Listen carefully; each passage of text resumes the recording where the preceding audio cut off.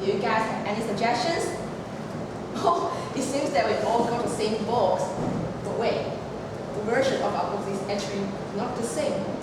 Maybe let's recall our memory on the plot to see whether these versions are actually the same. Any volunteers? Well, maybe let me try first. The story starts by the scene that Alice is sitting on the riverbank with her sister. She sees the rabbits and she follows the rabbits into a rabbit hole. Then she drinks a bottle of liquid in the hole, and then she becomes very big in size. Then she cries, and because she's very unhappy about this, so her teardrops flood the hallway. And then she eats a small cake, then she becomes very small in size.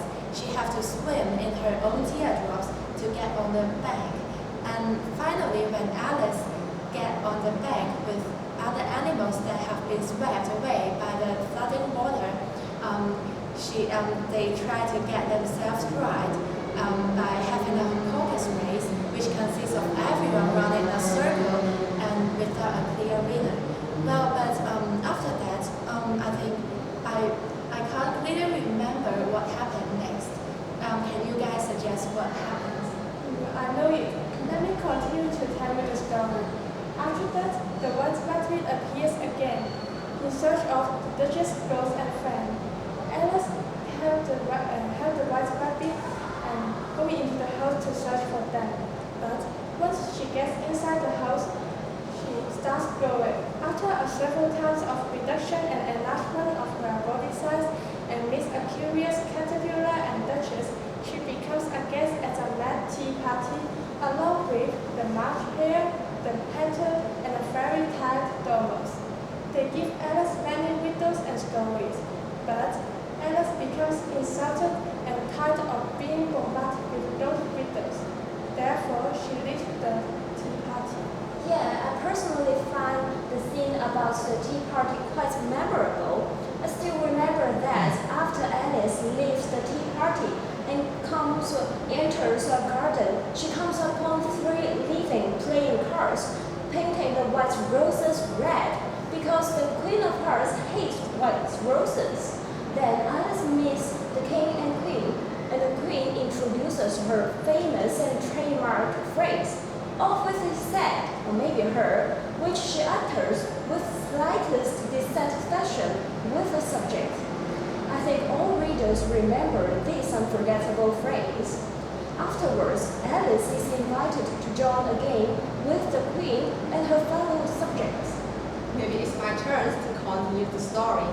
Afterward, Alice attends a trial nearby in which the Knight of Hearts is accused of stealing the Queen's star. During the proceeding, Alice suddenly grew in a very large size. Afterward, Alice is also called up as a witness. During the proceeding, Alice refused to hold her tongue, and even with the Queen of Hearts burst out and shouted over her head. However, Alice is not afraid of that. When the living playing class is swarmed over her, Alice's sister brings her out for tea. I think that's the story ends. Oh, it seems that we all got the same book, even though in different versions. But if we just tell our classmates about the content of this book, I think that's not enough. If we have to recommend a book to others, we ought to tell them what this book is superior at, right? Yes. Well, I think this book is very amazing because it creates a fantastic world for us to step in. We are all very busy nowadays, and we are hustle-bustle every day, and we got many work to do. But in the story, Alice is in the Wonderland, which enables her to do everything she wants, and is very free. And for us, in the reality, we don't have the time to daydream. But I think it's very important for us to still keep an innocent heart and be happy like children, like a child, even when we are already teenagers. Yes, I think that's the reason why Alice in Wonderland has become one of the most famous fairy tales among those young children. Yeah, it's very popular among children because the characters in the story is very creative, and there are many funny bits in it, and we can learn from the writing style and the creative, and we can be more creative in our writing. This reminds me that when I was small, my mom always told this story to me, and this is my favorite story when I was in childhood. Certainly, the creative ideas are part of the reasons why this book becomes such famous among children or even become among the teenagers. But we need to think about why this book is so creative. I think one of the reasons behind is that there are many specially designed characters, right? Oh, the white rabbit! Yes, talking about the White Rabbit, I do think that the White Rabbit played a role of foreshadowing the story. For example, the White Rabbit appears from time to time. Every time he's watching his watch and suddenly runs somewhere else, he makes the readers feel interest about where he's going to and why he's always invariably rushed. Definitely, the well-organized structure does make this book a page-turner. However, let's not forget the fact that this book is actually a collection of creativity. It is utterly inventive of the author to choose the playing card, which are from our daily life, to be the characters in the book as the role members, just like the Queen of Hearts. And it is, choosing the playing cards as the characters actually makes this unrealistic story a bit realistic and totally worth reading. It is quite important for us to learn from this book. If our classmates read this book, their writing skills can probably be improved. I agree with you. I also think those living playing cards are very interesting and creative. Moreover, Alice meets a smoking caterpillar and a grinning Cheshire cat. The Cheshire cat is invisible that he can disappear, but remain his grin to float on the air. I think these are very unexpected, and I think we can help to inspire us. Yes, talking about creative creators, I think of the croquet game in the story. When Alice go to the croquet game and she finds that they use the hedgehogs as the croquet balls and they use the living flamingos as the molars.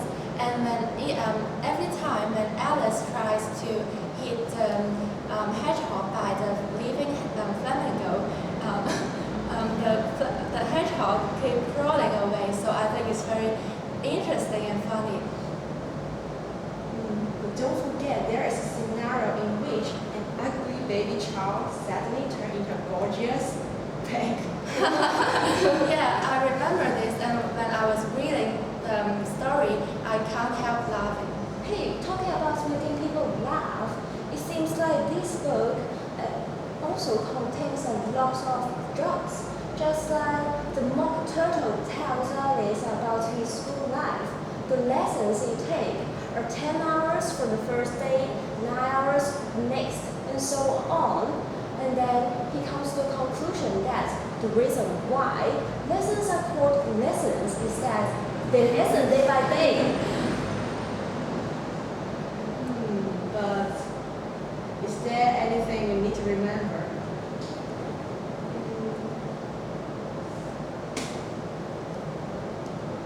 How about tomorrow?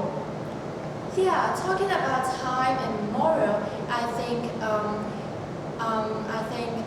do you remember the scene when Alice is in the tea party with the hatter and the March hare? When Alice is going in the tea party, the hatter and the March hare, they are punished by the queen, and the time is freezed at 6 p.m. and they have to have the tea party forever. Do you remember this scene? Oh yes, I remember. At that time, actually, I think those animals are very poor and I should have sympathy for them. I also remember this scene. I think it is very amazing to freeze the time at 6 o'clock and keep holding the tea party. Well, I do remember this scene, but I can't really guess the message behind it. It would be better if someone can explain more about this. Does anyone guess the implication of this scene? Well, I think I've got it. I think maybe you may think that it's very poor for the hatter and the March hare to be punished by the queen, and they have to keep having tea party.